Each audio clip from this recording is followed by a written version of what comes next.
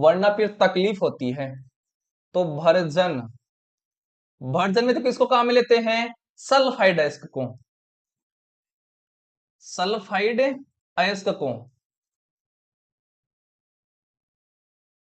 और किसकी उपस्थिति? तो उपस्थिति होनी चाहिए किसकी?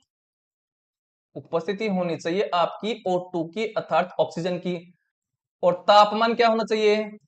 तापमान है ये टेम्परेचर, वो क्या होना चाहिए? उच्च होना चाहिए, हाई होना चाहिए। बस इतना है भर्जन में।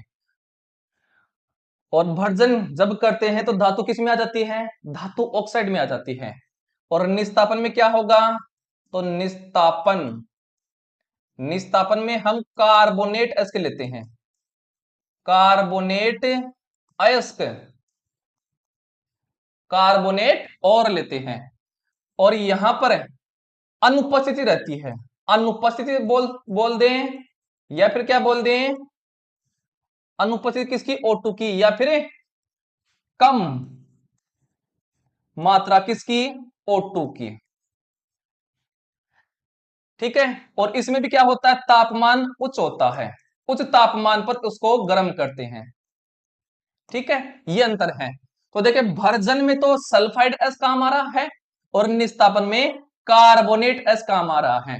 भर्जन में तो क्या करते हैं? किसकी उपस्थिति चाहिए? ऑक्सीजन की उपस्थिति चाहिए। लेकिन निस्तापन में अनुपस्थिति या फिर कम मात्रा होनी चाहिए किसकी? ऑक्सीजन की। और दोनों में समानता क्या है? देखिए दोनों में समानता, तापमान उच्च होता है, तापमान उच्च होता है। समानता भी पूछ सकता है। और दोनों की समानता क्या है? कि दोनों की समानता यह है, आगे लिख देता हूं, भर्जन और निस्तापन की समानता। भर्जन एवं निस्तापन में समानता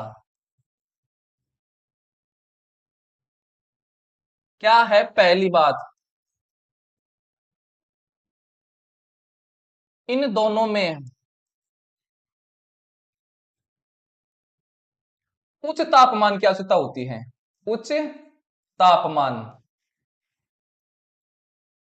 की आवश्यकता होती है, पहली बात। दूसरी, दोनों में ही धातु का ऑक्साइड प्राप्त होता है,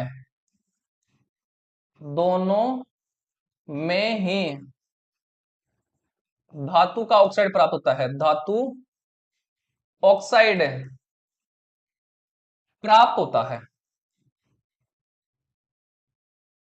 ठीक है, तो ये क्या है? समानता है किसमें? भर्जन और